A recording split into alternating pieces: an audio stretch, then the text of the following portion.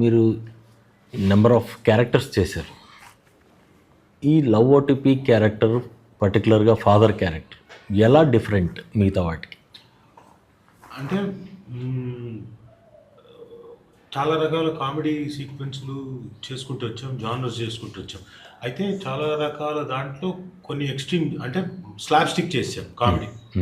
ఇప్పుడు కొంచెం subtle comedy కూడా లవ్ లిటిల్ ఆర్ట్స్ వచ్చింది. సటిల్గా ఉండే కామెడీ, సిచ్యువేషనల్ కామెడీ బాగా ఉండే సటిల్గా చేసే కామెడీ ఉంది, క్యారెక్టర్ డ్రివెన్ అవన్నీ.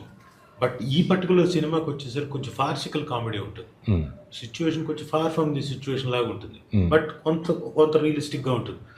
ఇది కత్తిమీద సాము ఇది చేయాలంటే, ఎందుకంటే మొత్తం ఫార్సికల్ కాదు, అటు పూర్తిగా సిచ్యువేషన్ కాదు. సో ఎక్కడో బ్యాలెన్స్ నేను స్ట్రైక్ చేసుకొని చేయాలి. పైగా ఈయన రాసింది కూడా బ్యాలెన్స్ స్ట్రైక్ చేసుకునే రాశాడు, జాగ్రత్తగా రాసుకున్నాడు. ఆ పరిధిలోకి చేస్తూ మరీ అండర్ ప్లే చేయకూడదు, మరీ ఓవర్ ప్లే చేయకూడదు. చక్కగా నీట్గా బాగా వచ్చింది. నాకు సంతృప్తి అంటాం చూడండి. ఎప్పుడైనా యాక్టర్కి ఒక క్యారెక్టర్ కానివ్వండి, కొన్ని సీన్స్ కానివ్వండి, ఏదైనా బాగా చేసినప్పుడు తృప్తిగా ఉంటుంది. అలా నాకు ఈ సినిమా చేసి వచ్చిన తర్వాత తృప్తిగా ఉంది. డబ్బింగ్ చెప్పేటప్పుడు కూడా, డబ్బింగ్లో వచ్చింది ఈ కొద్ది కాలం బిఫోర్ అంటే కొన్ని సీన్ల వరకు మానిటర్ల దగ్గరికి వెళ్ళి ఇలా చూసేవాడిని, ఏమొస్తుంది, ఏం చేస్తున్నారు అలా. ఈ మధ్యకాలంలో అసలు మానిటర్ చూడలేదు, ఎందుకంటే డైరెక్టర్ ఉన్నారు కదా, ఆయన చెప్తారు ఓకే కాదా.